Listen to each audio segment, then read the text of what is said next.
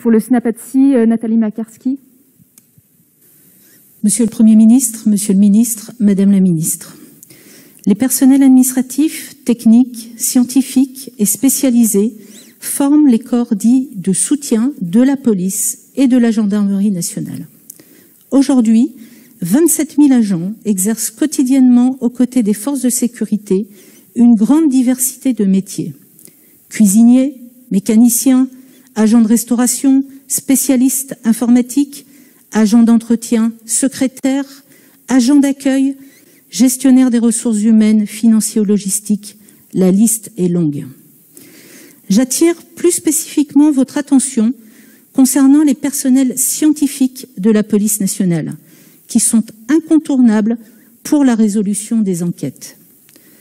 Contrairement aux séries télévisées que tout le monde connaît, ils n'ont pas le statut de policier.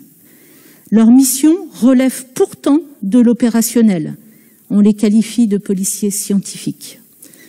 Depuis des années, nous nous battons pour valoriser leur métier, qui est contraignant physiologiquement au vu des horaires, des permanences et des astreintes. Car les voleurs, les criminels, eux, n'ont pas d'heure pour commettre leurs actes. Il existe un sujet de reconnaissance de la pénibilité de leur métier qui les confronte aussi à la mort ou à des scènes et images violentes psychologiquement. Monsieur le Premier ministre, l'ensemble des personnels de soutien est le maillon irremplaçable et indispensable au soutien de l'opérationnel des forces de sécurité intérieure. Même si la majorité des personnels de soutien travaillent dans l'ombre, il ne faut pas minimiser les risques qu'ils peuvent encourir. Car en étant identifiés agents exerçant en police ou gendarmerie, c'est être exposé à des attaques et des agressions qui sont malheureusement aujourd'hui une triste réalité. Nos mémoires sont gravées à jamais par le lâche assassinat de notre collègue Jessica Schneider, personnel administratif. Si nous sommes fiers et honorés de travailler en police et gendarmerie, nous affirmons que l'on n'exerce pas nos métiers au ministère de l'Intérieur comme dans d'autres ministères. Aussi, l'organisation syndicale que je représente, le SNAPATSI, souhaite que tous les sujets soient abordés lors du Beauvau de la sécurité, tant sur les missions, les conditions d'exercice, la sécurité et les risques encourus par les agents du soutien opérationnel. Ceux-ci attendent des mesures concrètes, celles qui améliorent leur quotidien.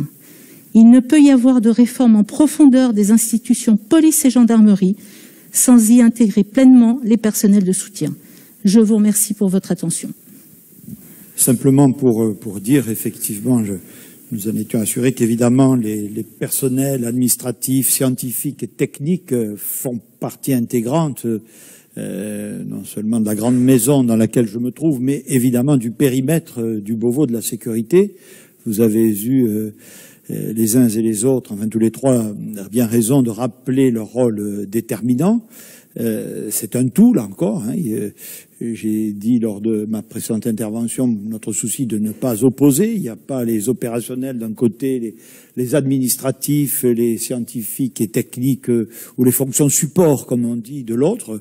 Je tiens du reste à peu près partout le même discours, le même raisonnement quand je me rends dans un hôpital, ce qui m'arrive pas mal pour les raisons que vous savez depuis plusieurs mois. Je rencontre bien sûr les médecins, les infirmières, les aides-soignants, ceux qui sont aux soins, mais je veille toujours à ce que les services logistiques, les services administratifs, etc., dont je sais la contribution déterminante à la gestion de la crise sanitaire, soient aussi présents et que je puisse m'entretenir évidemment à chaque fois avec eux.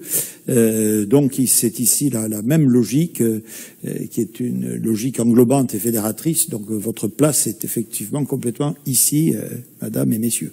Je voudrais souligner particulièrement le rôle effectivement des personnels techniques, administratifs et scientifiques. C'est un point très important et nous souhaitons qu'il soit davantage mis en avant encore. D'abord parce que nous proposons aux directeurs généraux, pour récupérer encore plus de force, de faire de la substitution, de mettre du personnel administratif qui doit être formé pour ça, pour faire les accueils, pour accompagner ce travail.